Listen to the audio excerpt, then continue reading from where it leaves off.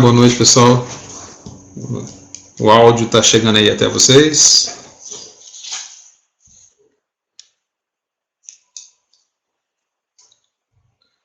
Tudo jóia com vocês? Tem alguns colegas voltando pela segunda vez, né?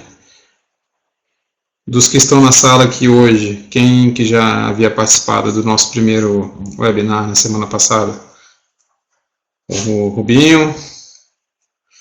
Boa noite, Rubinho. Tem mais gente por aí, né? Quem está acordado? Marcelo Alves. Certo. Hoje, pessoal, a gente vai fazer uma abordagem mais prática. Marcelo Ferreira também. Na semana passada, eu tive um pequeno problema técnico e acabou que eu não pude entrar em mais detalhes na plataforma de Machine Learning que a gente usa no curso, que é a plataforma H2O. Tá? Nosso curso é um curso voltado para apresentar as técnicas de mineração de dados. Estudamos a parte teórica, tem uma fundamentação em estatística, computação, mas precisamos de uma ferramenta para implementar esses conceitos, né? E usamos, então, duas plataformas de software livre, a linguagem R e utilizando, então, a plataforma H2O para fazer o aprendizado de máquina, né? Uma associação muito bacana entre o R e o H2O. Então, hoje a gente vai para essa linha. A ideia hoje é fazer uma passagem bem prática mesmo, que era para ter sido feita na semana passada, e vocês vão, à medida do possível, me acompanhando. Hoje, apesar de ser técnico, vocês ainda não vão poder acompanhar, não é hands-on, né? Vocês não estão fazendo junto comigo, mas até pelo tempo, a gente precisa preparar isso. Quem for fazer o curso vai ter disponível, então, antes do curso iniciar, no dia 25 de julho, uma aula para instalação do H2O do R com RStudio, né? Para que faça as atividades em sua casa. A gente não usa... A sugestão que eu faço é de não usar a máquina virtual, usar apenas realmente como um último recurso, mas a gente usar mesmo na máquina física. Então, para isso, para a gente também não perder tempo nas aulas com esse tipo de situação, a gente deixa uma aula específica para a instalação, para que no primeiro dia de aula a gente já comece todo mundo com as máquinas já configuradas para poder acompanhar as aulas. Tá certo? Então, só a pergunta rápida aqui para os participantes, de vocês aqui, quem já conhece a plataforma H2O? Quando você vê, você sabe do que se trata. E quem não tem a menor ideia do que seja a plataforma H2O?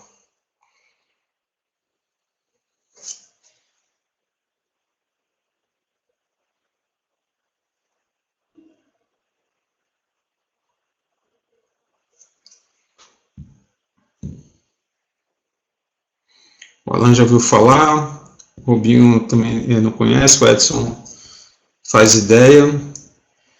O Paulo, fala Paulo, fiz um curso bacana que fiz, eu já ouvi falar bem desse curso que você fez, hein, Paulo? Que bom que você está de volta. Certo. Então tá, a minha tela ainda não está sendo compartilhada com vocês ainda, está em branco aí, tá? Eu já vou começar agora. Boa noite, Wesley. Eu vou começar apresentando para vocês o próprio site, então, dessa ferramenta, né? Deixa eu liberar minha tela aqui para vocês.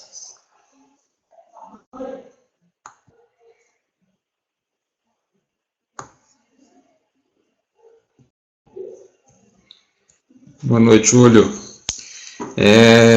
Pessoal, a gente deixa mais para o final para falar do curso, mas só uma situação que algumas pessoas têm perguntado e eu queria reforçar, tá?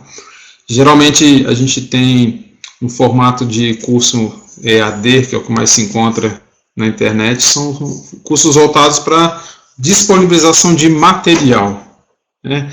E eu queria deixar claro para vocês que essa não é a minha intenção, não é disponibilizar um material para vocês, mas disponibilizar uma interatividade com o professor, para que vocês possam exercitar, aprender e tirar dúvidas sobre esses temas. É por isso que as nossas aulas serão baseadas em aulas ao vivo, ok? Muito embora, para quem estiver matriculado, se perder uma aula, ter acesso à aula gravada, ok? Mas é importantíssima a sua participação ao longo dos cursos, nas aulas, para que no momento que você tenha dúvida, você tenha a oportunidade de parar, de tirar a dúvida com a gente aqui e com os seus colegas também. Então a ideia não é uma simples divulgação de material. Tá bom? O material ele é secundário, eu trato como apenas uma alternativa para que vocês possam acompanhar o aprendizado. Então, vamos lá, para H2O, já foi uma startup, é uma empresa situada lá em Mountain View, no Vale do Silício, e hoje acredito que ainda esteja com menos de 100 funcionários essa empresa. Ela ficou conhecida numa situação onde, numa única foto, apareceram todos os funcionários da empresa, desde o seu presidente até o menor cargo que tem a empresa. Devido ao pequeno tamanho, mas com uma excelente agilidade. Tá? Ela vem apresentando um portfólio de produtos bastante grande. Eu venho aqui apresentar para vocês, não como um vendedor, porque nós vamos falar justamente da plataforma open source, está aqui à esquerda, a plataforma que é de uso livre.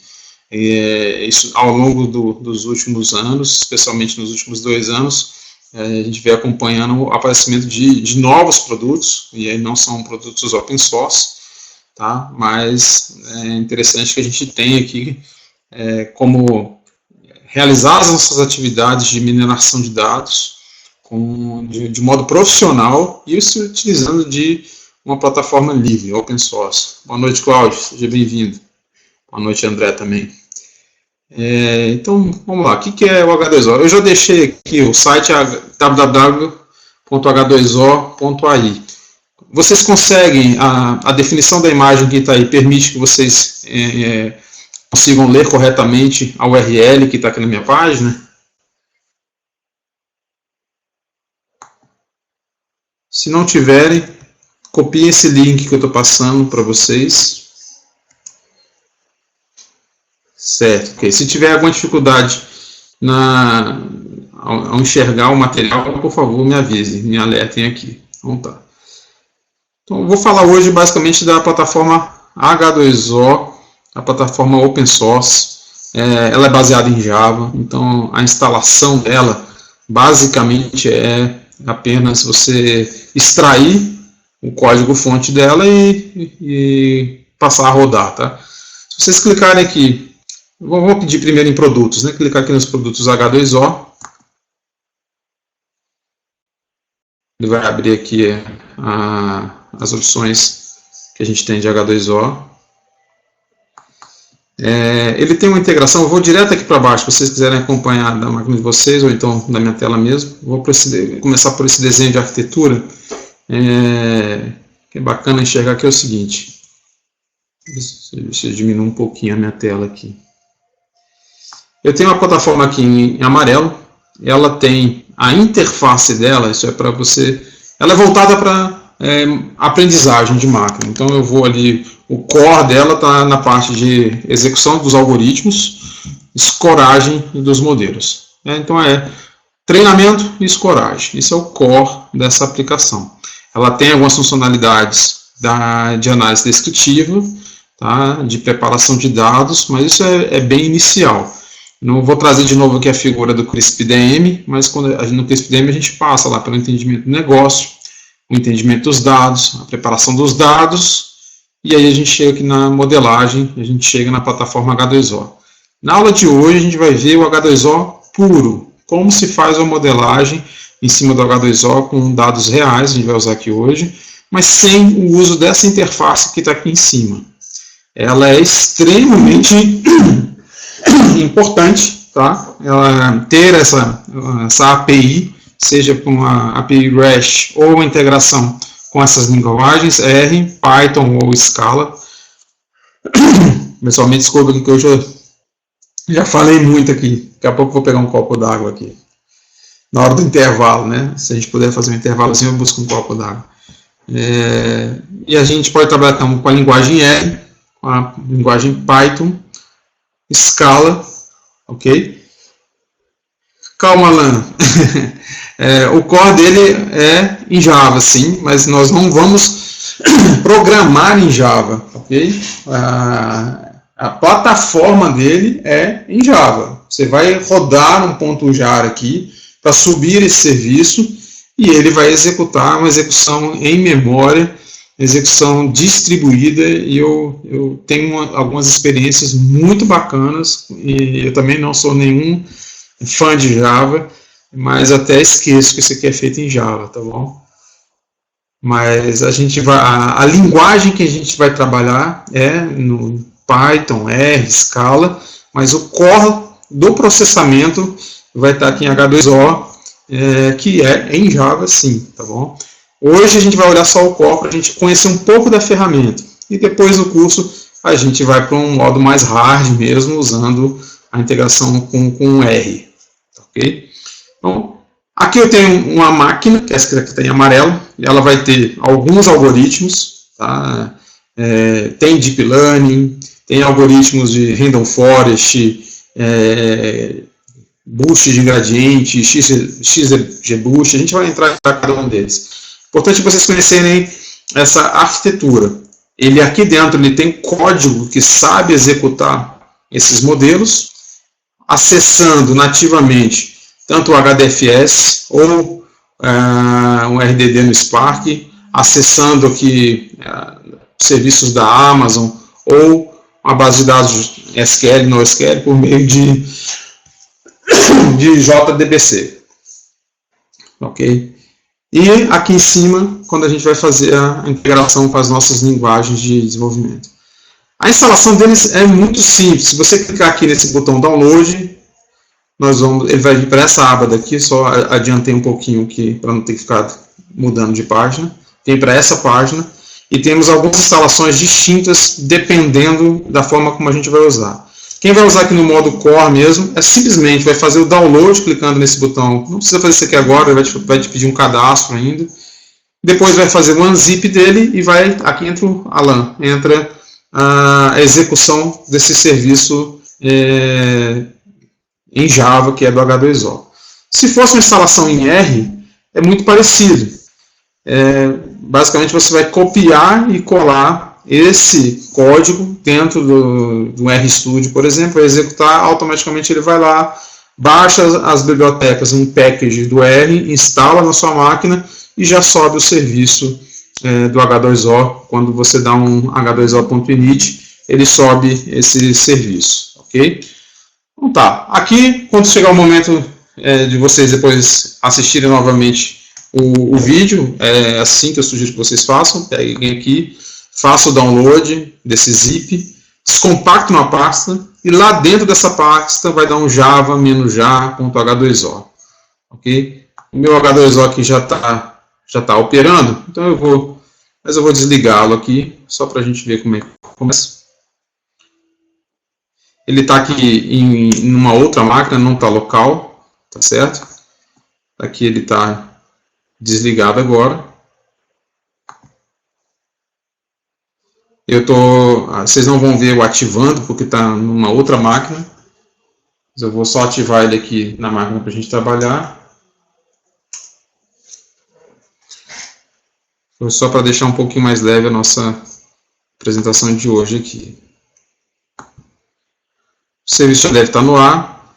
Se for na máquina de vocês depois que executarem o Java menos o comandozinho que está aqui, java-jar h2o.jar, vocês vão entrar no endereço localhost 2.54321.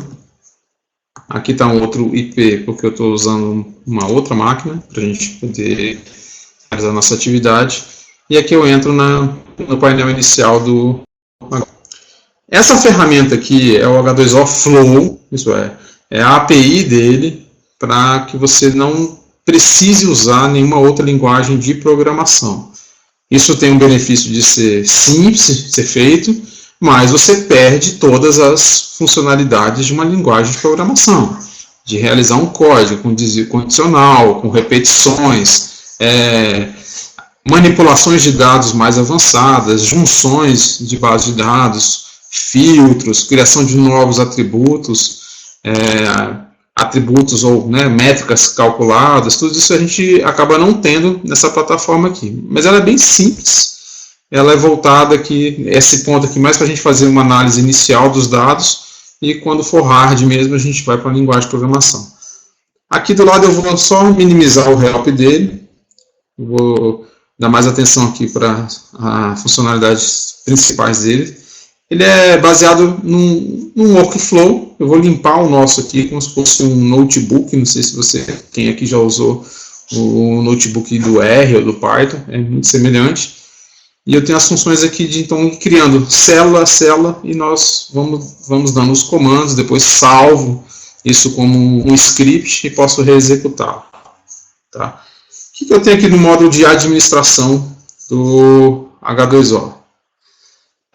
Posso enxergar aqui os jobs que estão rodando na máquina naquele instante. Cluster status, não é o nosso caso agora, está rodando com um nó apenas, ok? Está standalone, mas aqui eu enxergaria todos, a saúde do nosso cluster, como é que estão, é muito simples subir um cluster H2O. Na minha dissertação, por exemplo, eu trabalhei para conseguir modelar 34 milhões de registros numa base de treinamento, com 66 variáveis. Eu tive que montar um cluster com 170 cores, 170. É melhor usar a versão estável, sim, Edson. Eu estou na 3.10.5. Vamos ver aqui se é isso mesmo que a gente está trabalhando hoje. 3.10.4.5 é a versão estável dele. Então aqui você vai enxergar a saúde do seu cluster. Ele não é tão tolerante a falhas como um cluster HDFS, tá bom? Quando se perde alguns dos clusters, você tem um impacto forte, sim, pode inclusive perder aquele momento de treinamento ou de escoragem que você esteja fazendo. Só que o H2O ele não vem para armazenar nada, tudo dele é feito em memória, tudo dele então é volátil. Você trabalha para minerar, para treinar, para gerar um modelo, mas é tudo volátil, é feito em memória. Quando você termina o seu trabalho, aí você exporta o seu modelo, você serializa aquilo que você desenvolveu para usar no momento posterior. Isso mesmo, Alan. É o mesmo conceito do Jupyter, tá? Então, olha só. Aqui, essas são as funções básicas de administração, para enxergar log, dar baixa na máquina, water meter. Aqui no Windows, o water meter, eu estou usando a máquina Windows nesse momento, na apresentação, apenas para vocês conseguir compartilhar minha tela, tá? Porque essa plataforma, que é o Click Meeting, ainda não está disponível, não está homologado ainda para a gente usar com Linux. Aqui eu só estou conseguindo ver os meus processadores de forma individual, porque o serviço onde eu instalei aqui é uma máquina Linux, tá? Se eu tivesse instalado aqui numa máquina Windows, eu não teria acesso ao processador de forma separada. Lembrando, para quem for fazer o curso, eu sugiro fortemente usar alguma distribuição Linux para fazer. Se quiser fazer no Windows, tudo bem, mas no Linux você vai usufruir melhor do poder de paralelismo, de compartilhamento de memória da sua máquina. Então tá. Eu tenho aqui, vamos para as funções mais importantes aqui. Alguma observação para Mac. Eu nunca utilizei, eu tenho o RStudio para o Mac, agora eu não tenho certeza, eu vou ter que verificar se tem para o Mac, tá ok? Em sala de aula, os alunos que eu tive que usavam o Mac, eu acabei disponibilizando uma máquina virtual, uma VM Linux do VirtualBox, para que eles fizessem os exercícios na própria VM. Mas eu preciso confirmar isso para você. Não me recordo de ter visto rodar o H2O em nenhum Mac, tá? Então tá. Aqui eu tenho uma seção para dados, onde eu consigo trazer os dados, importar os dados para a nossa plataforma e fazer análise descritiva em cima dele. Pouca funcionalidade, nem se compara com o que a gente tem no R. Tá? Temos um menu de modelagem. Aqui isso aqui praticamente dobrou a quantidade de algoritmos desde dos últimos 12, 13 meses para cá. Tá?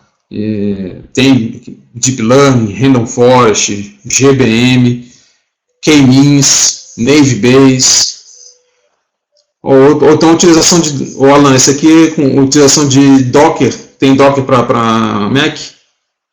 Se usa o Docker, ok. O Docker é uma boa alternativa, inclusive, não só para a questão de ter sistemas operacionais distintos, né? Mas usar uma solução para Docker é importante, às vezes, para você desenvolver uma solução e na hora de fazer o deploy, né, sair de um ambiente de desenvolvimento para ir para um ambiente de produção, você carrega a solução do Docker completa, né? É uma boa saída também. E depois tem a parte de escoragem, que é a parte de predição propriamente dita. Ou alugar uma cloud e rodar isso daqui, pode ser também, não está tão caro assim não, tá? Pelo menos para estudo, você tinha que arrumar pelo menos uma maquininha aí com uns 8 GB de memória RAM disponível para você trabalhar. Processador aí i5 já é suficiente para trabalhar, até i3 mesmo. Tá? Para estudo não vai fazer diferença. Então, o que nós vamos fazer hoje aqui? Eu vou trabalhar com vocês uma base de dados real, que está disponível lá no Kaggle.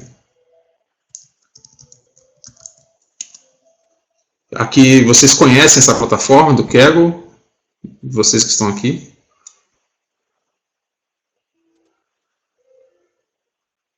O Kaggle, pessoal, é uma plataforma de competição, tá joia? De mineração de dados. Só para vocês terem uma noção aqui de competições que existem, okay? Já perdeu alguma... Não se perde competição, não, Alan. Acho que toda competição que você participa ali tem um aprendizado muito grande, tanto de ver novos kernels que os colegas trabalham, compartilham informações, né? Talvez você ainda não ganhou um prêmio de dólares, mas isso pode acontecer, né? Aqui só como exemplo, para quem não conhece, isso aqui são uma das competições que estão ativas nesse momento. Tá? Então, essa aqui é a premiação total, né? Não quer dizer que o primeiro colocado vai receber essa premiação toda. Eu não entrei nessa primeira. Nessa segunda aqui é uma competição para você acertar o preço de venda de casas. Ela é formada por duas etapas, né? Na primeira etapa, a classificação vai ser em cima de uma base de teste, e a segunda etapa vai ser com dados reais, o monitoramento do mercado imobiliário até dezembro. É bem bacaninho. Tá? Para nós hoje aqui, eu vou pegar dados que não é de nenhuma competição, está aqui no item de datasets, só vou mostrar para vocês onde é que está, mas também não vou baixar aqui nesse momento, porque para não precisar logar, nem nada, já está aqui na minha máquina. Só para ter uma referência, é uma base de dados real de um banco de Taiwan, de devedores de operação de cartão de crédito. Então, a palavra dado financeiro quer dizer falha, né, inadimplência. Então, default não é o default, não é a resposta padrão, é de falha, né? Default of credit card clients dataset. Esse dataset aqui, eles disponibilizaram, são com dados reais, obviamente não tem a identificação do cliente específico, aliás nem precisa, né, para a gente fazer a mineração de dados, mas é só para vocês saberem da origem da nossa base onde a gente vai trabalhar. Então, digamos que nós estivéssemos aqui numa atividade de mineração, então eu não começaria do ponto que eu estou agora aqui vendo com vocês. Eu precisaria primeiro conhecer a base de dados, conhecer o negócio, quais são as regras que influenciam no não pagamento de alguma operação do ramo bancário, quais são as features, né, que eu deveria buscar para conseguir fazer a determinação desse comportamento, né, digamos que num caso de mineração real mesmo. Eu não vou simplesmente pegar o dado que está disponível e ver o que eu faço com ele. Eu vou estudar o negócio, eu vou tentar compreender quais são as características que demonstram a capacidade ou não de pagamento de um determinado cliente, de determinadas operações, para aí depois analisar os dados que eu consegui obter, preparar novos dados e partir para a modelagem. Depois vocês olham aqui o download e já vamos direto aqui para o H2O começar a trabalhar com essa modelagem. Qual que é o nosso objetivo? Predizer quem vai pagar a conta de cartão de crédito ou não no próximo mês, né, no mês seguinte. Esse é o modelo preditivo, é essa base de dados que foi disponibilizada para a gente poder treinar aqui também. Então, eu volto aqui para o meu H2O e vou limpar aqui meu notebook para poder ficar a telinha mais limpa. E eu vou vir aqui no menu Data e vou fazer um upload desse arquivo. Lá no R, a gente ia instanciar lá uma variável e fazer um import file ou um upload mesmo, ok? Aqui, manualmente, a gente vai fazer isso. Eu já baixei esse arquivo. Está aqui o CI Credit Card. Depois vocês podem baixar lá no Kaggle, conhecer esse arquivo. E vou fazer um upload dele para dentro da plataforma H2O. Ele, por padrão, quando eu estou usando aqui a API dele, do Flow, ele não faz o parser na hora. O que é o parser? É pegar aquelas variáveis e determinar qual é o tipo dela. Quando eu estou em mineração de dados, basicamente eu tenho o quê? Que tipos numéricos, são dados contínuos, ou dados categóricos. Tá certo? Como assim, professor? Quando vem aqui um texto, a gente já sabe que vai ser usado como categórico. Mas nem sempre um número vai ser seria uma característica contínua. Tá? Na maior parte das vezes eu tenho aqui categorias expressas como um número. Por exemplo, nível de educação, em vez de estar aqui nível superior, nível médio, pode estar lá educação número 1, número 2, número 3, número 4, representando um ordinal. Isso a gente vê com mais detalhes no nosso curso. Tá?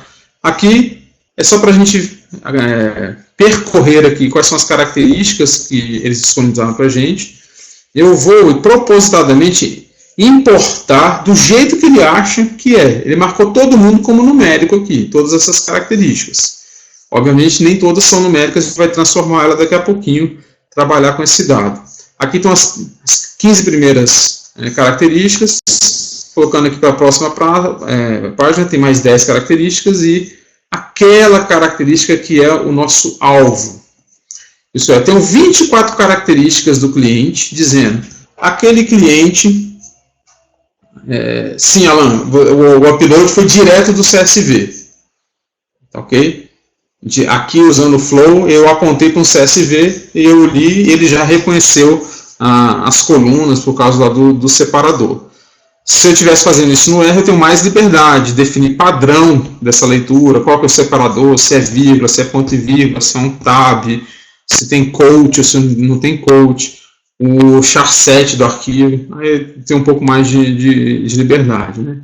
Então, eu vou fazer o parser aqui, ele está errado, nem tudo aqui é numérico, inclusive esse aqui que é o nosso alvo. Toda a classificação, né, eu estou aqui querendo descobrir se no próximo mês o cara vai pagar ou não vai pagar, é uma classificação, estou classificando entre bom pagador e mau pagador no próximo mês, a gente sabe que não vai ser numérico, né? Vai ter que ser aqui um enumerado, ok? Mas vamos importar ele do jeito que está, fazer um parser.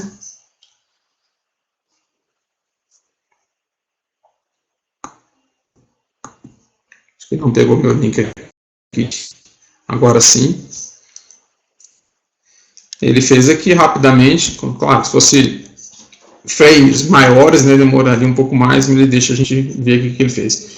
eu posso, nesse momento aqui, já clicar. Ele acabou de criar um frame dentro do H2O com esse dataset. Eu posso clicar aqui para consultá-lo. Vamos clicar aqui. E agora ele está me dando aqui um sumário. Vamos fazer uma análise inicial. São 30 mil registros, 25 colunas, 25 atributos e ocupando nesse momento 2 megabytes comprimidos, né, na nossa memória. Sim, Cláudia, todos os nossos cursos, os alunos, inclusive o webinar, né, a gente vai deixar depois disponível no canal do YouTube esse encontro que a gente teve. Ao final eu mando um agradecimento para todos os participantes com o e-mail que vocês participaram com esse link, tá certo? Fica tranquilo. Obrigado por ter aparecido aí. Então olha só, eu tenho aqui as nossas features e aqui eu já tenho algumas análises sendo feitas iniciais. Por exemplo, aqui, lá no Kaggle, ele informa para a gente qual que é a descrição de cada um desses atributos, o que ele quer dizer, né? Deixa eu trocar o fone aqui. Então, por exemplo, depois vocês olham lá, mas limit balance, esse atributo aqui é o limite de crédito do cartão de um determinado cliente. Ele já verificou para mim aqui que eu tenho limites, o menor limite nesse arquivo é de 10 mil e o maior é de 1 milhão de, sei lá, unidades monetárias. Está variando de 1.000 a 1 milhão, eu tenho a média entre 167 mil, tá? Mas a média ela não quer dizer que tem uma distribuição homogênea, a gente vai ter que enxergar como é que está a distribuição desses valores. Então, a primeira coisa, eu entro aqui no limite, que seria o limite do cartão de crédito, clico nesse atributo e ele vai me mostrar a distribuição desses dados. Já me mostra que não é uma distribuição normal, exponencial, ela tem muitos valores altos e vai diminuindo e, aparentemente, né, nós temos aqui alguns outliers. Isso aqui é um box plot, uma espécie de box plot, está invertido aqui. Eu já consigo verificar que tem, entre o segundo e o terceiro quartis, estão aqui, mas tem alguns clientes com operações muito altas aqui de 1 milhão de unidades monetárias. Isso aqui, na hora do momento do entendimento dos dados, nós vamos ter que decidir se eu vou manter o meu estudo com os dados da forma como estão, ou se eu vou ter que, por exemplo, segregar a minha base de dados. Outliers é um problema que não é simples, ele é simples de ser detectado, mas a decisão do que fazer com outliers é bastante delicada, porque eu não posso desprezar a ausência desse tipo de informação e também não posso deixá-la influenciar no resultado das demais. Então, nós vamos ter que entrar em cada caso. Primeiro, eu parto do pressuposto que, na verdade, nós temos que ter motivos para retirar.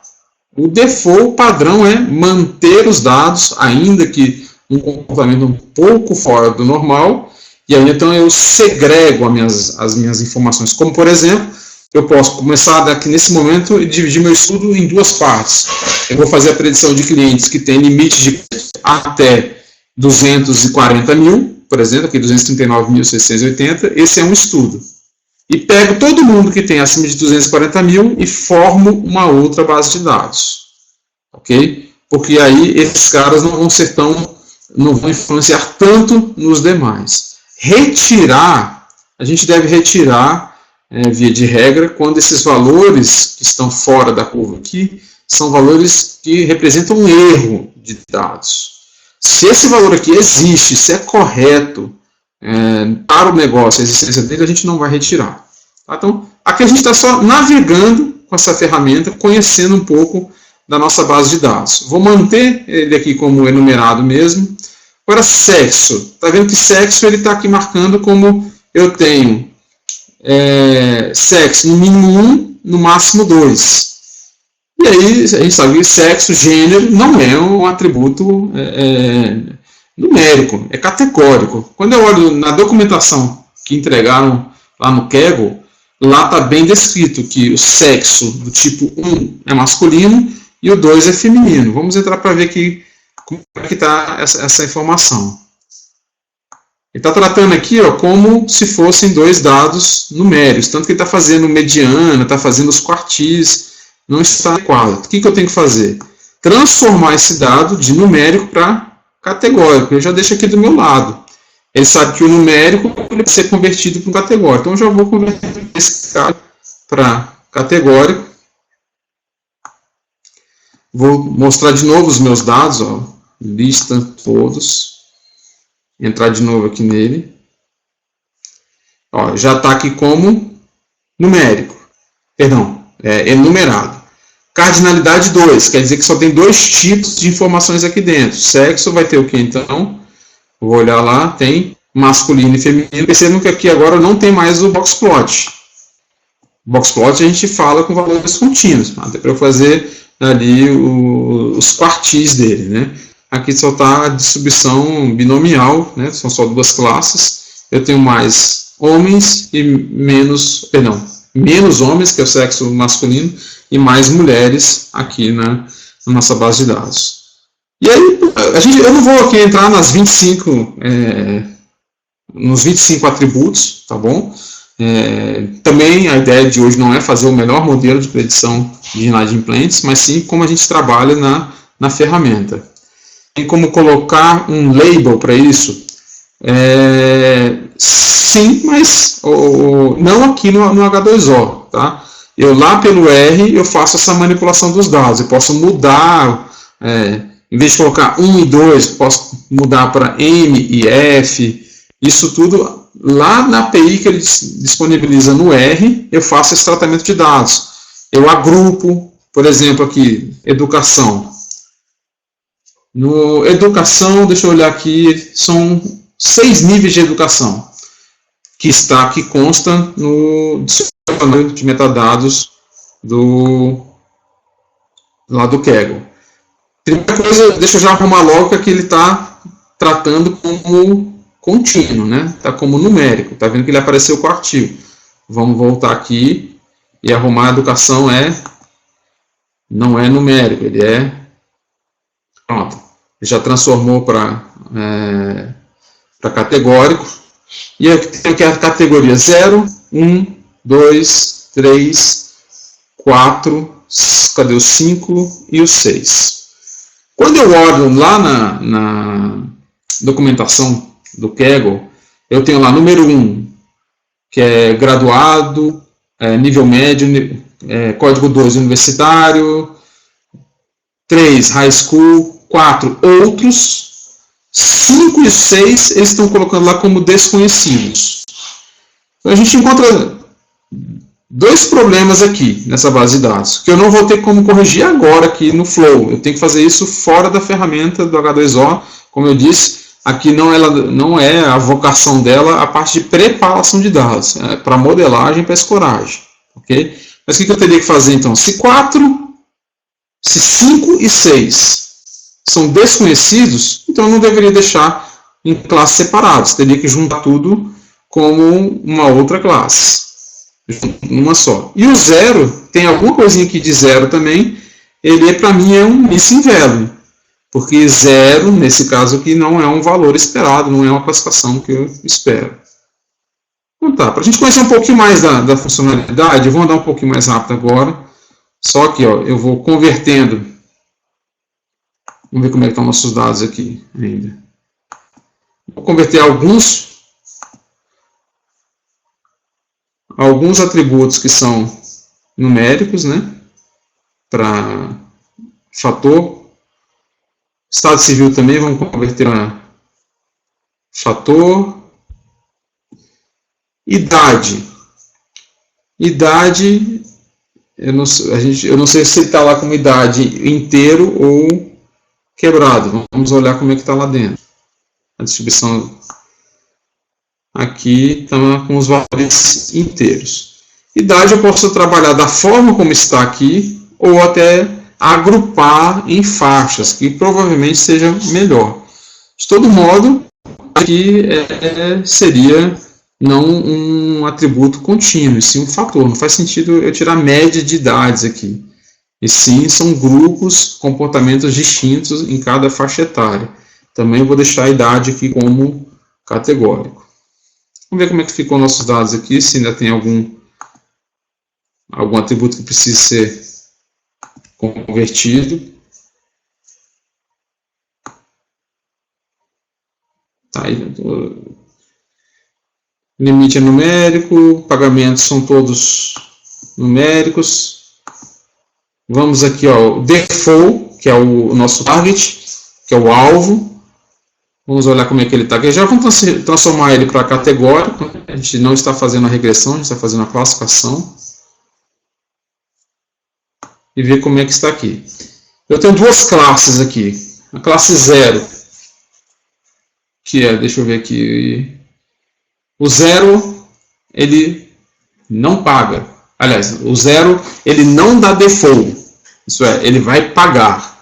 O 1 é a classe que vai dar default. Então, vai ficar inadimplente. A palavra default quer dizer que no linguajar, no jargão financeiro, que é o inadimplente. O cara que não pagou, não honrou aquele pagamento. Então, aqui eu tenho uma proporção muito maior. Está próximo aqui de 77% de bons pagadores e 22,3% de 22,12% de não pagadores. Eu tenho aqui um problema assim de base de dados desbalanceadas, né, não balanceadas, onde a classe de interesse não está na mesma proporção da outra classe. Tá? Essa questão eu tenho aqui, o algoritmo já faz esse balanceamento e a gente vai ver aqui como é que faz. Só para finalizar, vamos limpar aqui e ver como é que ficaram nossos dados.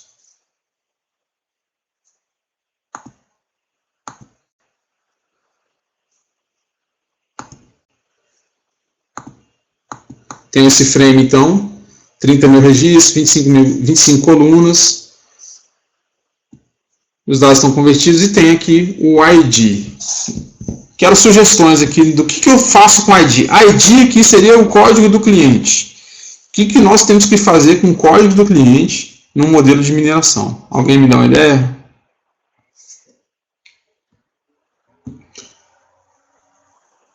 Vamos lá, pessoal.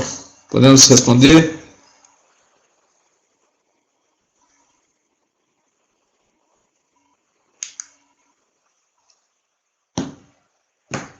Ignorar, né? É isso mesmo. Eu tenho que dados individualizados não servem para mineração. Eu quero buscar comportamento, padrão de comportamento, dados individualizados não vai me ajudar nada. Então nós vamos ignorar. Eu já poderia ter ignorado isso lá no parser, tirado ele lá, tirado na hora de fazer o parser. Como eu não tirei, agora que ele ficou, mas na hora de modelar eu vou mandar ignorar. Preciso mandar ignorar esse atributo. Então tá. Digamos que a gente compreendeu a nossa base de dados.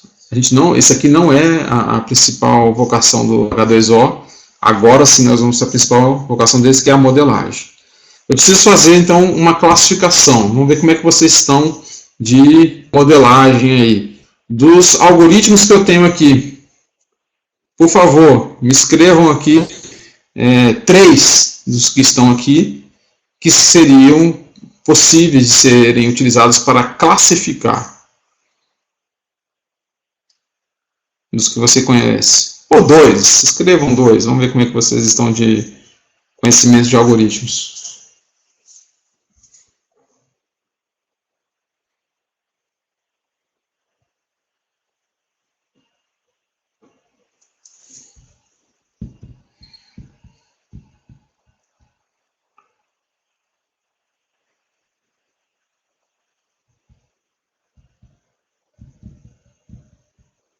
Eu estou aguardando que tenha algumas pessoas ainda digitando. Vamos lá.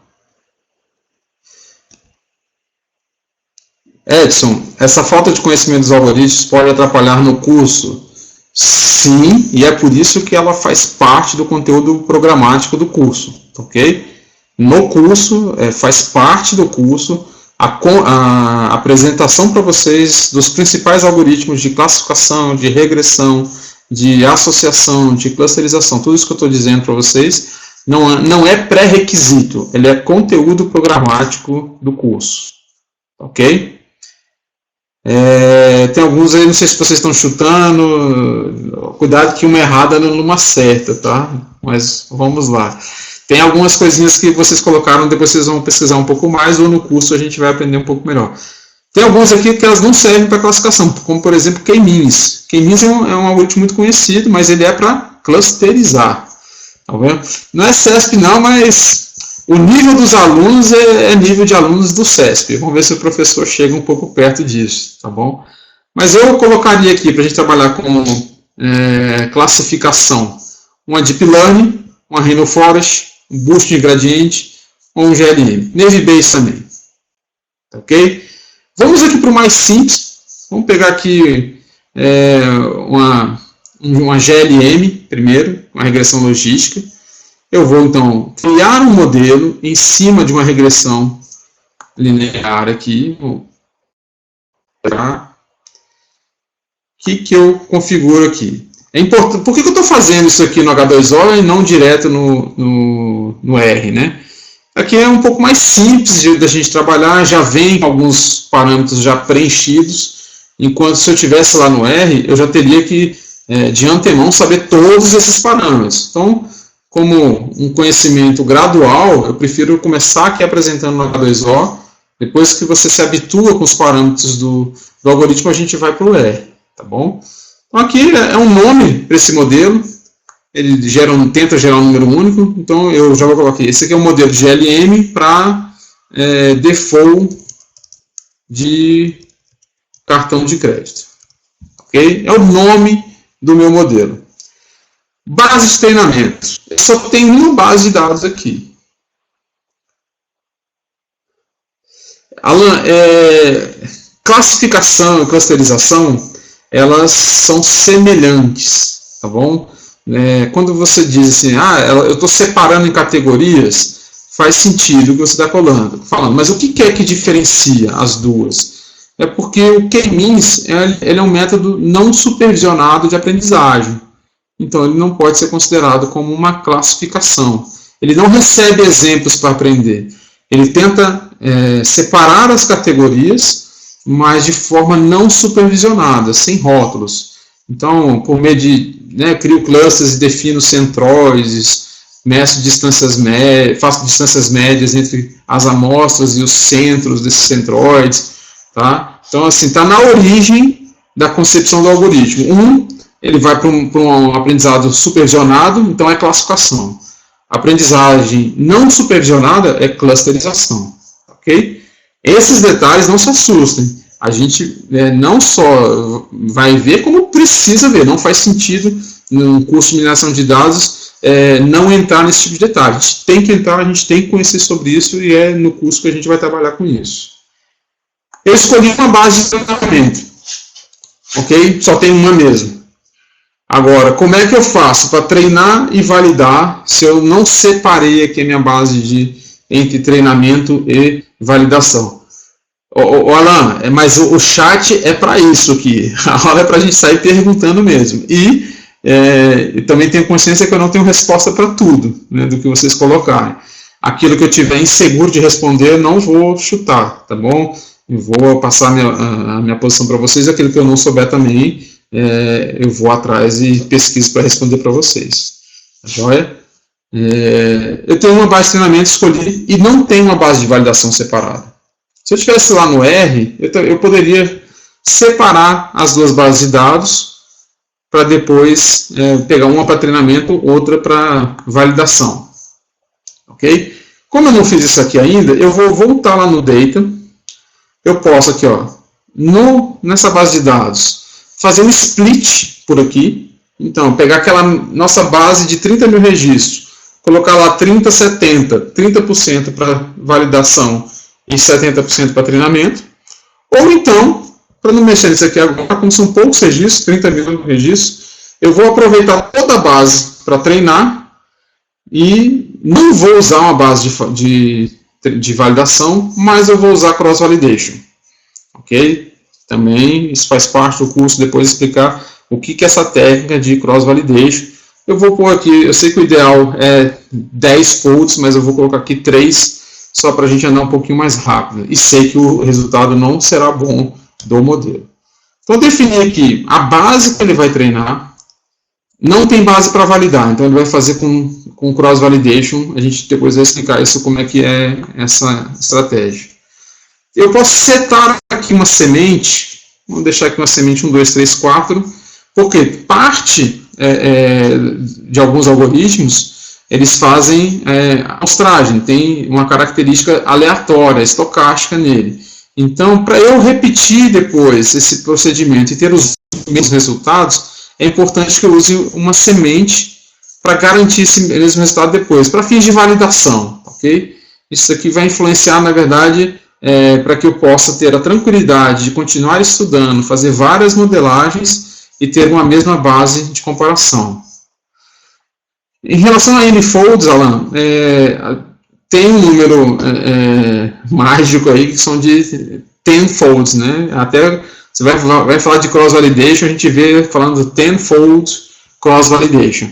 Mas no momento inicial, só para a gente começar a compreender os dados, a gente coloca um valor menor, ok? Mas o ideal seria usar aqui 10 folds mesmo, mas a gente não está com tanta máquina para fazer isso nesse momento, então vou usar só 3 mesmo. Qual que é a nossa variável de resposta? Isso é, qual que é o alvo, qual que é a variável que a máquina precisa entender. Só um pouquinho, pessoal, que caiu aqui o cabo do meu notebook.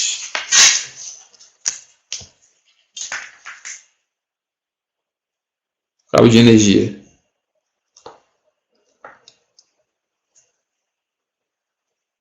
Pronto. Qual que é a coluna, né? Qual que é o alvo que eu vou tentar acertar? É o default do pagamento. Eu marco aqui, então ele vai tentar aprender o comportamento dos clientes com as variáveis que estão aqui abaixo e tentar então determinar a resposta que está aqui em cima, que é a sua variável de resposta. Isso é, com base na idade, no sexo, na educação, no estado civil, tanto que ele pagou no primeiro mês, no último mês, com base nessas informações, tentar adivinhar se ele vai pagar ou não. Então, para quem está vendo isso aqui pela primeira vez, nessa técnica, eu já tenho que saber de antemão se esse cliente pagou ou não pagou. Não dá para fazer esse tipo de aprendizagem, que é uma classificação, que é supervisionado, sem ter já observado o passado, acompanhei um cliente por 1, 2, 3 meses, e eu tenho certeza, essa informação aqui é conhecida. Eu sei que o cliente pagou ou se o cliente não pagou. Essa coluna aqui representa isso. É ter olhado para o passado e eu sei então que aquele cliente pagou ou não pagou está dentro dessa coluna. E quando eu tirei a fotografia do cliente, naquele mês de observação, eu estou marcando qual era o limite do cartão dele, qual era o gênero, educação e o estado civil. Eu tenho que agora ignorar o nosso ID. Eu não posso deixar ele estudar com essa variável. Porque essa variável ela individualiza o nosso cliente. Quer dizer que nessas 30 mil amostras, possivelmente ela seja única, né? Ou deve ser única, então não vai me trazer nenhum aprendizado. Aprendizado a gente vai ter com grupos de informação. Individualização de dados, de informação aqui não nos ajuda, pelo contrário, atrapalha a conseguir generalizar uma solução. Tá? Vou escolher as variáveis e vou aqui escolher qual tipo de classificação que a gente vai fazer. No caso aqui é uma classificação da família binomial. Por que binomial? Porque eu só tenho 2 respostas, eu estou fazendo uma classificação. Quero saber se vai ter default ou se não vai ter default. É binomial, só tem 2 respostas. Depois a gente vai falar um pouco mais sobre esses parâmetros. Mas aqui o alfa, posso colocar aqui 0. 0,05, lambda 0,0001. Os outros valores eu vou deixar no valor default mesmo e vou colocar para aprender. Deixa eu ver se eu tenho mais alguma coisa para informar. Ok, não, vamos então construir esse modelo.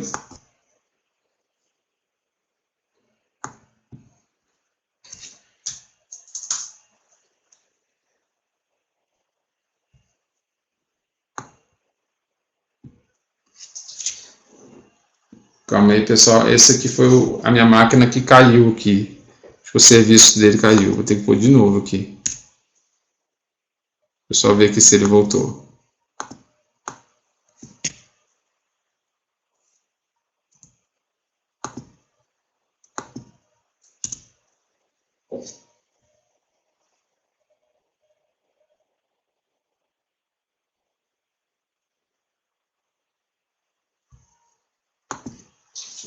Foi aquela hora que o cabo caiu aqui, acabou desligando a minha máquina. Pessoal, só um instantinho, por favor.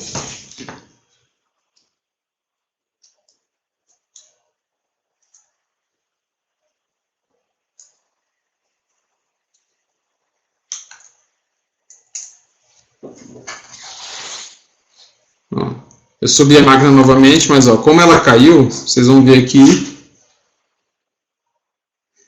Não, vou cortar não, vou deixar assim mesmo, isso acontece.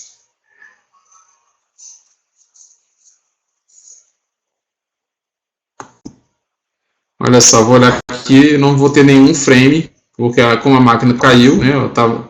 Não, ainda recuperou aqui, não, tá aqui certo. Ela só hibernou. Deixa eu só ver se está com as categorias corretas, está sim. Então é só voltar lá para executar o modelo, é um GLM. O nome dele, default.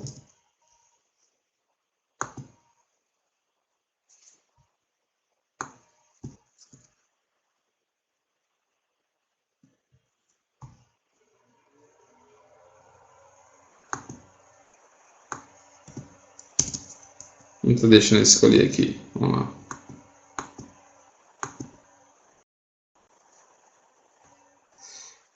Setei aqui qual é a minha base de treinamento. Folds, vamos colocar lá 3 só mesmo. 1, 2, 3, 4, nossa semente. Resposta é o default.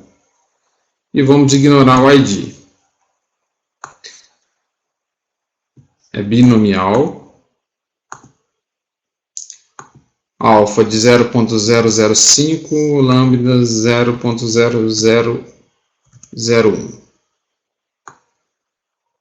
E vamos rodar, vamos ver se agora ele roda.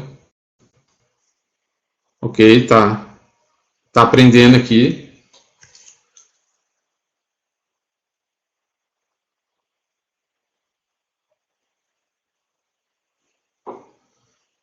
Ok, terminou o aprendizado. Alguém colou alguma pergunta aqui?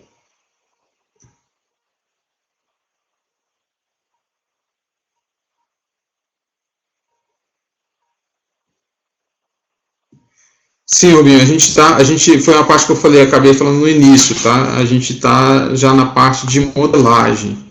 A gente pulou a parte de conhecimento de negócio, entendimento dos dados, preparação dos dados, viemos direto para a modelagem. Aqui ele fez o modelo, vou consultar o modelo que ele desenvolveu, vamos ver o quanto que a gente conseguiu acertar, né?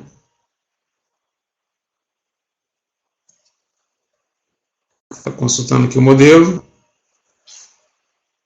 O que nós vamos enxergar aqui? Tá? Primeiro, só confirmar aqui quais são os parâmetros que eu rodei o modelo. Está aqui confirmado. Foi com 3 folds.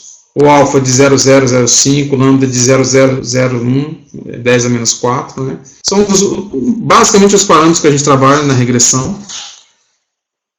E aqui é uma das métricas de avaliação do modelo, que é o log loss. à medida que a gente vai fazendo várias iterações numa regressão logística. Isso a gente também depois vê esse embasamento matemático nas nossas aulas, tá? Então, aqui ele foi percebendo o seguinte, ele foi, à medida que ele ia fazendo iterações com esse modelo, cada vez menos eu ia tendo perda na função objetiva. Então, ele mesmo entendeu que era hora de parar com o aprendizado. Tá? Isso aqui é uma curva ROC de 72%, tá muito ruim. Tá? De treinamento, inclusive, né? Geralmente no treinamento a gente tem algo acima dos 90%, 85%, e aqui na validação 72%. Essa curva ROC a gente vai aprender, quanto mais próximo de 1, mais ela está acertando. Não quer dizer que nosso objetivo seja 1. Tá? A gente tem um material aqui da SAS que orienta a gente chegar no máximo até 90% de curva ROC. Acima disso a gente está muito sujeito a overfitting desse modelo. Tá? Aqui, esse é um dos indicadores do modelo, só serve para dizer o seguinte, se na primeira rodada que eu fiz, sem trabalhar meus dados, sem fazer limpeza, sem tirar missing, nada, está bruto aqui, eu já parti o meu treinamento com 72% de curva ROC, e tem grandes chances da gente conseguir subir bastante aqui. Se eu não me engano, no curso que o Paulo está aqui, eu acho que tem outros colegas que fizeram uma vez o curso conosco, no workshop, e essa base de dados a gente chegou a fazer 82% durante o curso, usando R, usando ajuste mesmo na base de dados, chegamos a 82%. Então tá, então, primeira coisa, isso mesmo, né, Paulo? Eu vi aqui a curva ROC, e aqui, ó, esse aqui que é o modelo, tá? No caso de uma regressão logística, ele vira uma fórmula matemática, quando é uma variável categórica, ele transforma cada categoria em uma variável dummy, né? Então, por exemplo, uma pessoa da educação do código 5, ela tem mais chances de não pagar. Alguém que tem uma idade de 73 anos tem maior probabilidade de pagar. Quem pagou a conta total no último mês, né, o valor da conta no último mês, ele tem um peso de 64% na probabilidade de pagar ou não. Então, a saída de uma regressão logística, ela é mais compreensível em termos de negócio. Isso é, eu olho para cá e vejo se faz sentido essas colocações. Tá? No final, ele vai criar uma fórmula mesmo, onde eu multiplico o tanto que o cara pagou, qual que era a idade dele, qual que é o sexo dele, ponho isso numa fórmula e o resultado dessa fórmula vai ser sempre um valor entre 0 e 1. Por default, acima de meio, né, de 0,5, é porque é o alvo 1, classe verdadeira, não vai pagar. Abaixo disso, ele vai pagar normalmente. Esse aqui é o resultado desse nosso primeiro modelo. E em termos de acerto, o que aconteceu com ele? Vamos olhar aqui nossa curva ROC aqui e marcar um threshold, que é assim, uma fatia. Ele vai marcar de 0 até 1. O threshold é o seguinte, o que eu considero positivo? Acima de 0,5 é positivo, abaixo de 0,5 é negativo? Esse é o default. Mas eu posso regular essa minha régua, né? E dizer o seguinte, eu só vou afirmar que ele não vai pagar se o meu modelo marcar como 70% de probabilidade. Então eu venho aqui e marco, ó, 70% de probabilidade de não pagar, que vai ser o meu threshold. A partir disso eu digo se vai ser bom pagador ou não. Ele gera para mim aqui uma matriz de confusão. Olha só como é que está aqui esse modelo. Com 70% de threshold, né, 0,7, aquilo que ele predisse que não pagaria, que era 0, né, ele acertou, 29 mil clientes, ele afirmou que não pagariam. Desses 29 mil, ele acertou 23. E 6 mil deles ele errou, porque ele estava dizendo que não ia pagar, mas acabou, que ia pagar, né, que é o 0, e acabou não pagando. A matriz de confusão, que é o que está aqui, eu olho para a diagonal principal dela, que é o que vai, é uma visão mais rápida, mais visual, para eu descobrir aqui se ele está acertando bem ou não. Aqui eu estou vendo que ele está errando muito pouco para dizer se o cara vai pagar ou não, ou que ele vai pagar. Mas quando ele está dizendo que não vai pagar, ele ainda está errando muito. Então, o que está acontecendo aqui? Esse modelo ele não está sensível aos inadimplentes. Ele está deixando passar. Para gestão de risco, esse modelo aqui está péssimo. Por quê? Aquilo que eu quero descobrir, que é justamente quem não vai pagar, ele está errando 95%. No total, ele está acertando próximo de 80%. Mas isso não quer dizer nada, já que o principal motivo da minha classificação é descobrir quem não vai pagar para me proteger, ele está errando muito.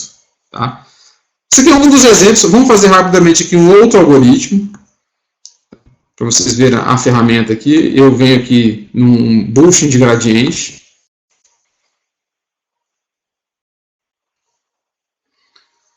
Vou fazer da mesma forma lá. Vamos colocar aqui a base de treinamento.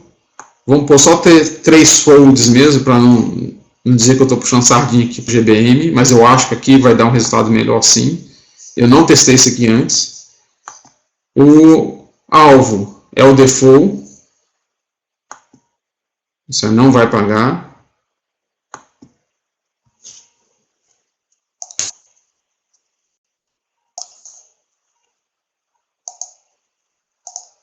Vou ignorar o ID.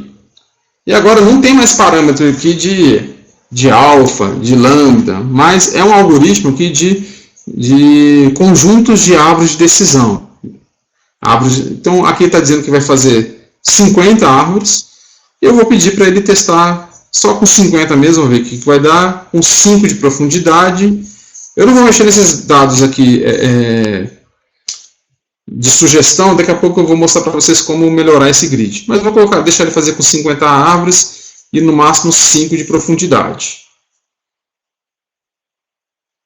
No caso aqui da árvore de decisão, como ele vê que o meu alvo é uma variável de resposta do tipo fator, ele mesmo já vai fazer, sabe que com isso eu estou buscando uma classificação. Vou rodar aqui meu modelo. Esse aqui deve demorar um pouquinho mais do que o outro. Está estimando inicialmente 6 minutos, está caindo aqui para 2, 3. Eu esqueci de mostrar da outra vez, mas esse aqui é um algoritmo que consegue utilizar aqui os 4 cores que eu tenho, então aqui tudo verdinho, ele está paralelizando esse algoritmo. Se eu estivesse rodando aqui uma regressão, ele não trata tão paralelizável como o GBM. Tá? Vamos esperar. Enquanto ele termina aqui, eu vou subir aqui um pouquinho e chamar a atenção de vocês sobre grid de parâmetros. Tá? O que é grid de parâmetros? Aqui eu testei com 50 árvores e 5 de profundidade. Tá? O que acontece? Eu não sei quantas árvores é a melhor solução. Pode ser 50, pode ser 100, pode ser 200, pode ser 300. A profundidade máxima pode ser 5, 7, 10. Tudo isso afeta diretamente no resultado da minha modelagem. Então, assim, onde que entra o machine learning, onde que entra um pouco do conhecimento de computação para agilizar o nosso processo de aprendizagem? É eu ensinar a máquina alguns parâmetros para ela mesma testar. Em vez de eu colocar aqui toda hora, ficar alterando esses valores, a gente cria alguns grids de parâmetros e pede para ele testar todas essas combinações. Tá? Vamos ver se ele já terminou. Já já a gente vai colocar isso aqui para rodar. Ele terminou, vamos olhar ali como é que ficou essa árvore.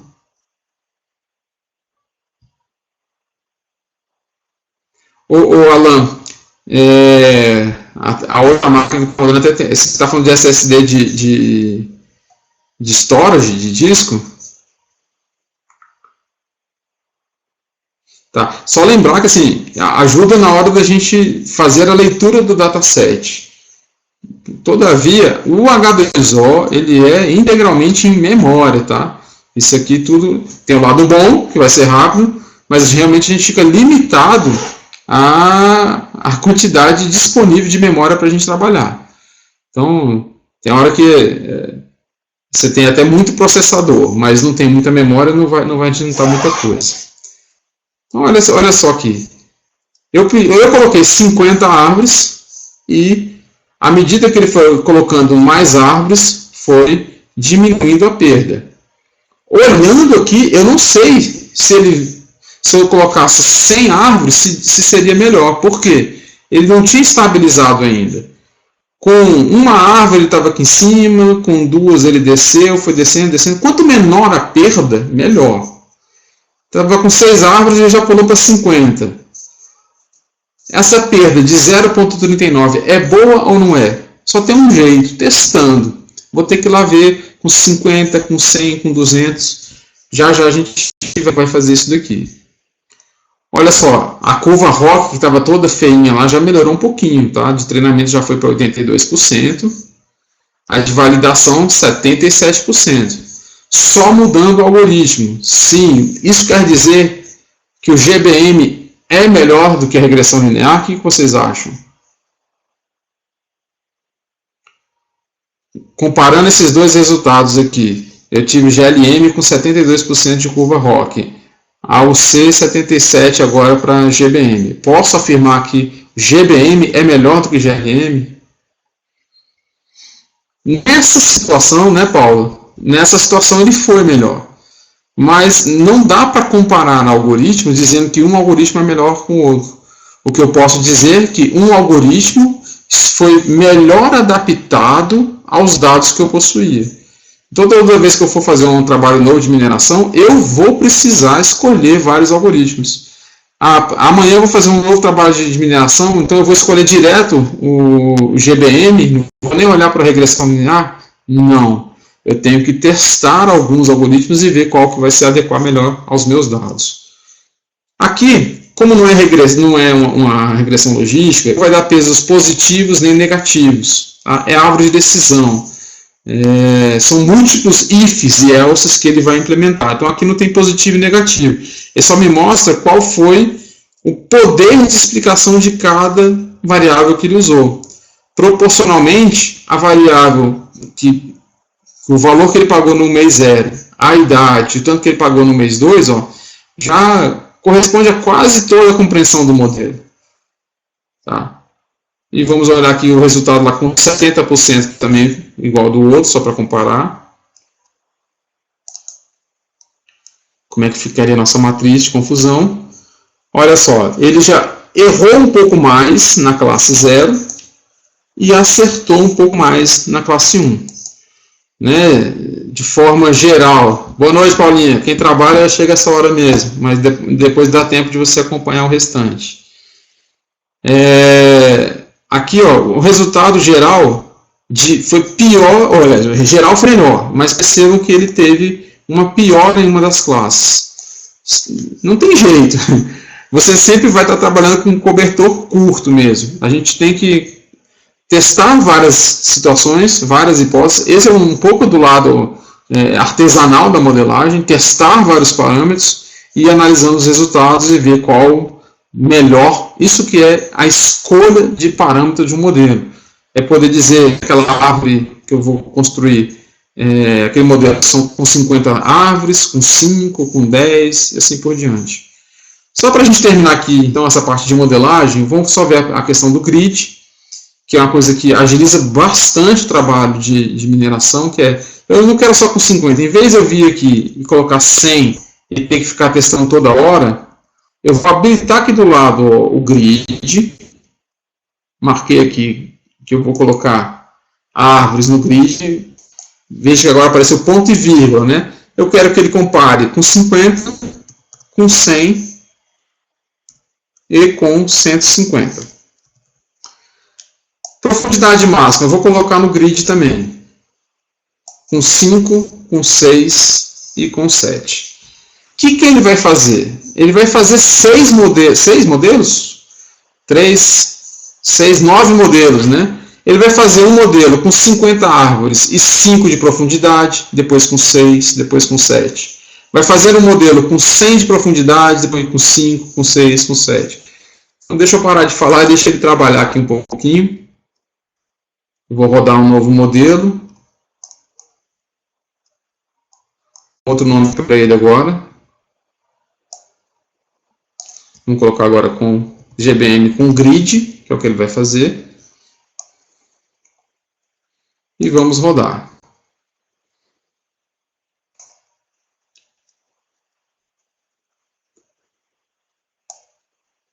Cadê, filhinho?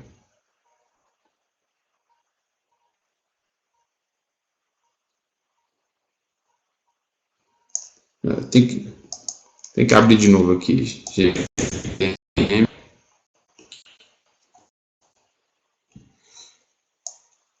Vamos colocar aqui, fazer o grid de parâmetros de árvore, né? De árvore, tree. Treinamento é a mesma base. 3 folds. A nossa resposta é se ele vai pagar ou não vai pagar. Desprezar o ID.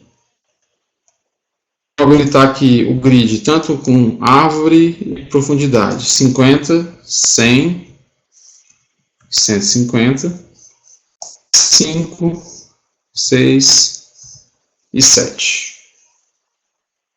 Agora sim vamos mandar rodar.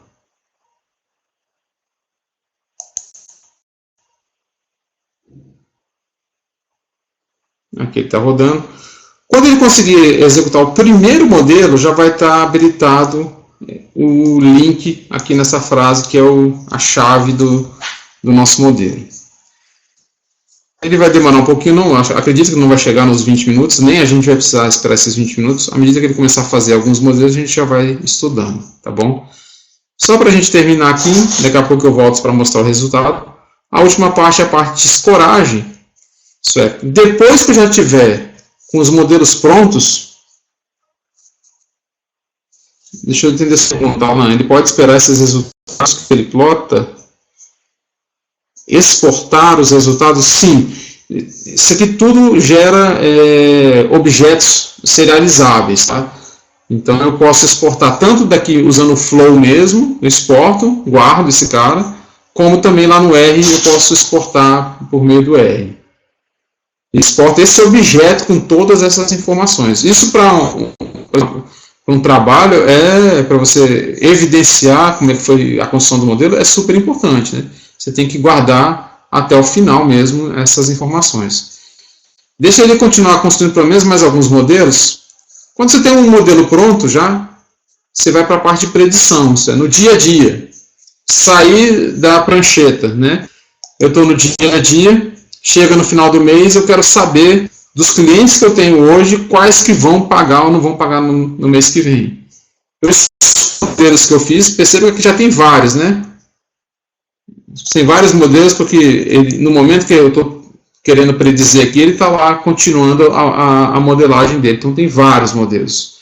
Eu vou escolher aquele que eu achei melhor, que teve os parâmetros com a melhor performance para mim, e vou subir um arquivo, no caso do Flow, que é manual aqui, para essa base, e vou escorar, e ele vai só já me dar o resultado. E eu não sei agora qual é a eficiência dele, porque ele está predizendo nesse momento. Eu vou ter que esperar passar um mês e descobrir se, na verdade, ele acertou ou não acertou. Tá? Vamos só ver ali se os modelos, quantos modelos ele já conseguiu pegar. Olha aqui com o GBM. Ele fez o modelo 0.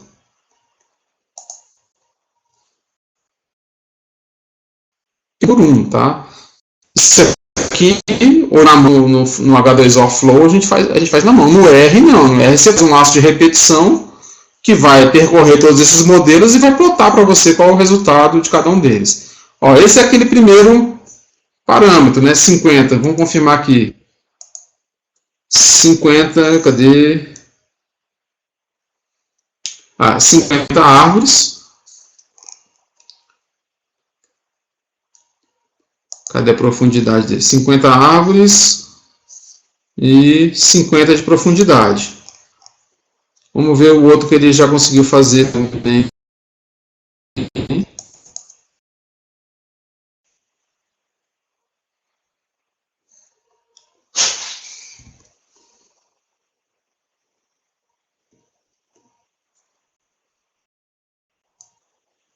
Esse é o modelo 1, cadê o modelo 2?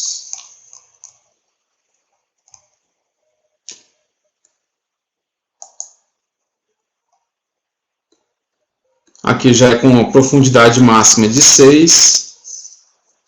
O overrock subiu um pouquinho e assim por diante. Então, pessoal, isso aqui vai... geralmente a gente deixa aqui, faz uma combinação aí de dezenas ou até mesmo centenas de parâmetros para determinar ali a busca pelo parâmetro ideal. A gente nunca sabe. Quem vai determinar isso são os dados que nós temos. Essa é uma grande diferença de eu estar usando o R comum lá para fazer uma regressão ou uma árvore de decisão. A outra coisa é fazer aqui no H2O, configurando todos esses grids e deixar ele trabalhar para a gente. Tem esse aspecto visual para a gente trabalhar aqui no Flow, ou programando mesmo no R e fazendo código com laço de repetição, manipulação dos dados e também, como o Alan perguntou, eu posso pegar depois no final esse resultado e exportar. É um formato, digamos, proprietário do H2O, tá, Alan? Toda vez que eu precisar usar, então eu venho, carrego de novo, subo para o H2O e consigo utilizar. Pessoal, também já está ficando um pouco tarde para vocês aí. O que eu queria trazer hoje para vocês, eu vejo muito até aluno comentar comigo o que é o tal do H2O, né? Então, para ficar um pouco mais concreto, trouxe um pouquinho desse exercício com dados reais que a gente está trabalhando. Do que é o H2O? Ele é uma plataforma de machine learning. Ele não está aqui muito para preparação de dados, ele está para a parte de modelagem, principalmente a parte de montagem de grids de parâmetros, e também a parte de escoragem que a gente não explorou muito hoje. Tá? Deixa eu ver se ele chegou ao final. Por enquanto ele já fez aí, daqueles 9, né, só conseguiu concluir até agora 3 daqueles modelos. Mas ele vai ficar fazendo. Quando eu estava no meio da minha dissertação, eu costumava sair do banco no fim de semana e deixar ele lá trabalhando. A segunda-feira que chegava tinha lá, em algumas situações, mais de 1000 modelos no fim de semana. Vamos lá, Edson. Conseguiu subir o serviço no Mac. Quando vocês disponibilizar esse link de apresentação, eu vou tentar executar o processo. Se tudo funcionar bem, ok, seria bem melhor mesmo você já usar o sistema operacional que você está habituado. Bacana. Então é isso, pessoal. Semana que vem a gente deve fazer um outro webinar já para a questão da instalação do RStudio. Tá? Vou deixar esse aqui com a instalação do H2O, que é muito simples. Do RStudio também é muito simples, mas trazer mais um pouquinho desse assunto para ver se vocês se encorajam para entrar nesse curso, entrar na carreira de ciência de dados. Alan, vou colocar aqui meu e-mail, glopes@ldsdatascience.com, ou então vocês podem me ligar também no WhatsApp aqui.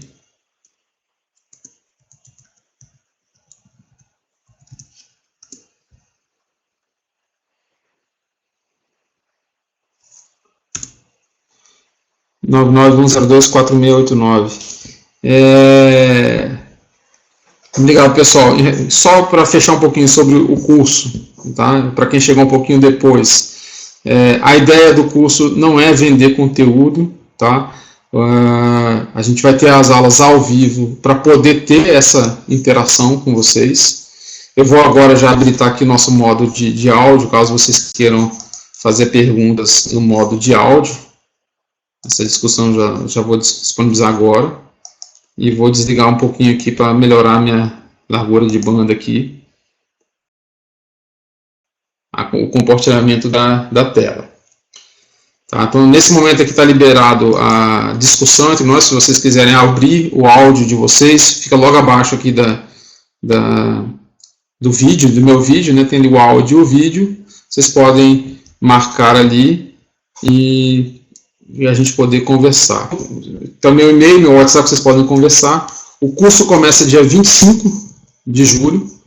E, pessoal, o formato que a gente está trabalhando hoje está com a turma bem limitada, tá? Estamos trabalhando com a turma com até 25 alunos apenas.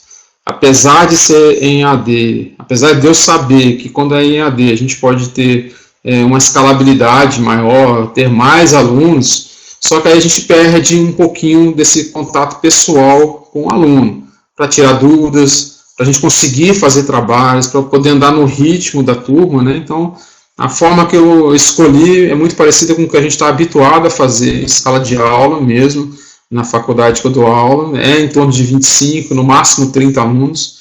Nesse primeiro momento eu estou pondo aqui como limite 25 alunos para cada sala de aula que a gente abrir, e se for para passar de 25, eu vou ter que estudar bem mesmo, se pode entrar um ou mais, e conforme for o caso, colocar um monitor para me auxiliar aqui durante as aulas, ok? Na semana passada, a gente deixou um voucher de 5% com o pessoal que quis fazer, né? Teve uma promoção de lançamento no final de semana de 15%, que acabou na segunda-feira, perdão, no domingo à noite, né? Mas isso a gente pode conversar. Lá na Simpla, que é quem está divulgando para mim, isso já não está mais disponível. Mas quem tiver interesse, eu vou mandar aqui um e-mail para vocês aqui no final do curso, né? Ao final da aula de hoje, com todos os contatos sobre o curso, e a gente está bem próximo de fechar essas inscrições, tá bom? Eu falo tá bem próximo, porque alguns já fizeram, estou aguardando a confirmação de pagamento lá pela Simpla, mas a gente vai prezar pela qualidade, então não vamos, nesse momento, deixar passar muito desses números de 25. Antes de vocês irem embora, eu sei que já tem alguns querendo sair, eu vou só pedir um favor mesmo, é um grande favor que vocês me fazem. Quando fecharem, por favor, avaliem o nosso áudio, tem um questionário rapidinho para vocês responderem, não sai fechando tudo não, quando fechar vocês respondem para a gente. Se eu já fiz um modelo preditivo dos pagamentos, rapaz, já sim, como eu não sou banco, né, eu sou um pouquinho mais conservador do que o banco, né, mas isso daí, o nível da galera que a gente está aqui, tenho confiança nesse. O Edson, eu te mandei um e-mail um pouco antes de começar o nosso webinar, não sei se você chegou a ver, tá, Edson, dá uma olhadazinha lá, naquilo que eu puder ajudar vocês a viabilizar a participação no curso, eu estou aqui à disposição. Ninguém se arriscou a abrir o áudio, fazer alguma pergunta? Está tudo tranquilo por hoje?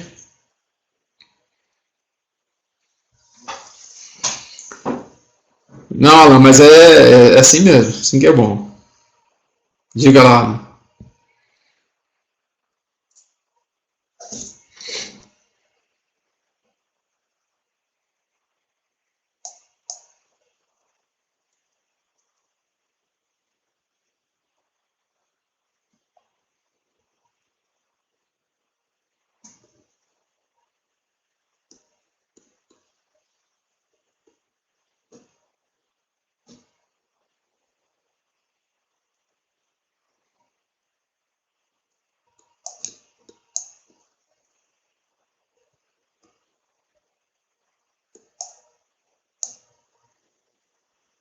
Hoje nós temos alguns colegas de alguns lugares do país, né?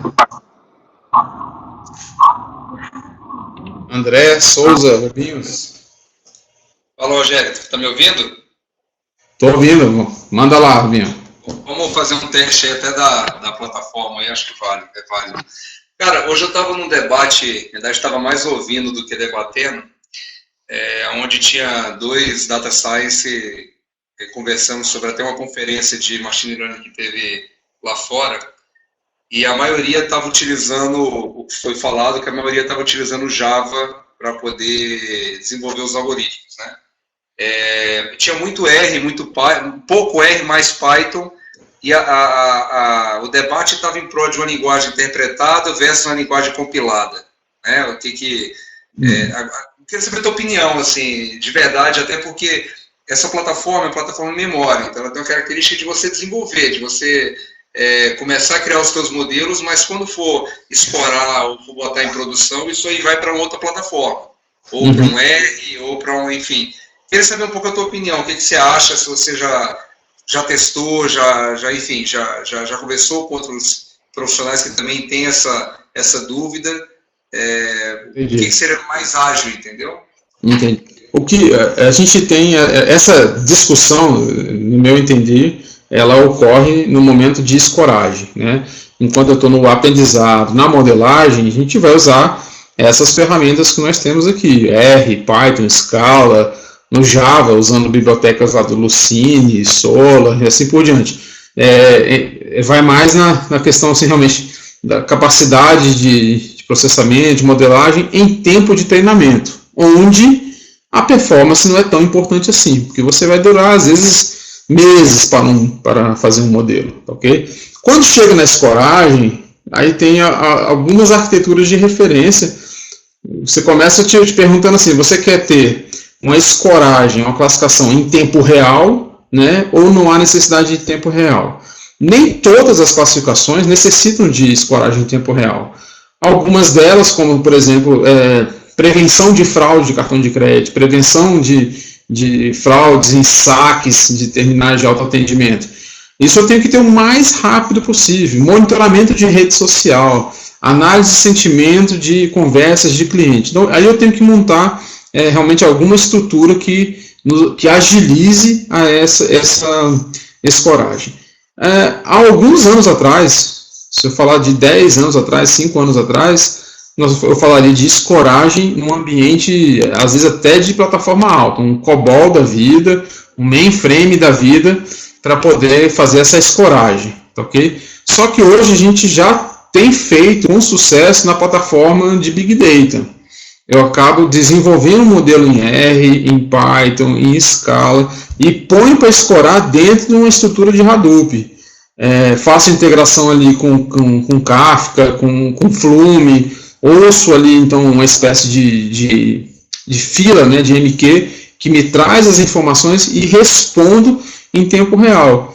E usando essa linguagem interpretada, usando um Java, usando um Scala, indo melhor do que o H2O, inclusive, né, para poder fazer escoragem e indo para o ambiente do Spark. E aí a gente tem solução hoje rodando, fazendo escoragem near real time no ambiente de Scala, como também tem no mainframe, no COBOL. Só que você subir um modelo novo para um COBOL é muito mais complexo do que você subir no Scala. Você tem que fazer toda a conversão do código, né? Você fez um código lá de árvores de decisão com 300 árvores. Se você errar um if, né, na codificação do seu COBOL, foi embora o teu modelo. Se eu fizer uma rede neural, se eu fizer qualquer outro modelo, eu vou ter que traduzir aquele código para uma outra linguagem, né? Então, a gente evita isso. E hoje essas plataformas nossas de Big Data atendem perfeitamente, ou têm pelo menos atendido essas situações, essas condições. É isso, Binho, você está perguntando? Isso, cara. Obrigadão. Valeu pela informação. Valeu. Só para, ainda agora, já no finalzinho da conferência, a gente ainda tem aqui colegas de alguns lugares do país. O Edson Lima, estou vendo aqui, está falando de Fortaleza. E tem uma colega aqui, a Damiane Camargo, que está em São Paulo. O restante está aqui falando de Brasília mesmo, né? O Alan, quanto à sua pergunta de estatística, tá ok? O curso não é um curso de estatística, tá? Mas a gente tem no programa, no conteúdo programático de estatística, aquilo que é suficiente para duas grandes atividades. A análise descritiva. Então, identificação de outliers, identificação de correlações entre os dados, identificação de missing, imputação de missing e no lado da validação dos modelos. Compreender o que é um R quadrado, compreender o que é um log loss, o que é uma curva ROC. Então, as ferramentas todas calculam isso para nós. Então, o conteúdo do curso vem para que a gente possa obter esses valores e interpretar, né, cada um desses valores para tomar decisão na modelagem.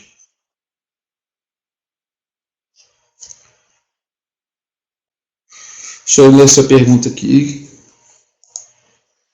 Eu posso dizer que o H2O é uma plataforma boa para preparação de modelos, para análises mais robustas em outras plataformas, ou você acha que daria para trabalhar só com H2O? Eu acho que assim, o H2O, se eu usar só o H2O, eu vou ter um trabalho manual muito grande para algumas atividades, só gravando ali o flow, né? Enquanto se eu faço aliado com alguma linguagem de programação, que é o que é feito, ou por R, por Python, por Scala, eu tenho um ganho tremendo, né, para poder fazer a preparação dos dados, para executar uma rotina, né, de exploração desses dados e manipulação desses dados. Tudo que eu tenho numa linguagem de programação, com laços de repetição, desvios condicionais, né, outras formas matemáticas para você trabalhar, criar novos atributos, vai estar disponível nessas outras ferramentas. Num trabalho profissional, eu não acredito na utilização só do H2O, ok? Eu, no mínimo, vou ter que ter um background aqui para preparar o dado e deixar ele prontinho só para subir no H2O e fazer a modelagem ou a escoragem, tá? Mas ele é importantíssimo, por exemplo, na formação do grid de parâmetros e também na escoragem, por fazer uma escoragem com programação paralela, se utilizando realmente dos múltiplos cores que você tem na sua máquina. Vocês vão ter diferença se vocês rodarem o H2O aqui no Windows e rodarem no Linux, só para vocês terem noção do tanto que ele consegue realmente aproveitar da estrutura de múltiplos cores do seu processador. Mais uma coisa, pessoal? Quem está online ainda aí, dá um oi para nós.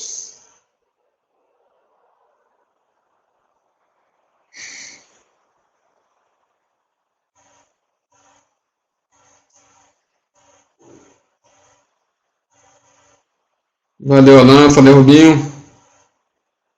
Olá, Damiane. Tá joia. Então, pessoal, fica aí o meu agradecimento. Avaliem para mim, por favor, no final, assim que vocês saírem, como foi o nosso webinar. E se alguém tiver interesse no curso, tem a página da LDS no Facebook. Lá vocês encontram a informação para poder fazer a inscrição caso vocês desejem, tá? A gente está aqui tá na gaveta já, está preparando, está no forno, preparando aí mais alguma série de cursos, inclusive com parceria da Cetax, Cetax que é de São Paulo, que é a representante da Hortonworks no Brasil, para a gente incluir no nosso curso aqui também a visão de Big Data, junto aqui com a parte de R, H2O, colocar o Hortonworks aqui, no meio da brincadeira. Beleza? Muito obrigado, fica meu agradecimento. Até a semana que vem a gente se encontra de novo. Até lá.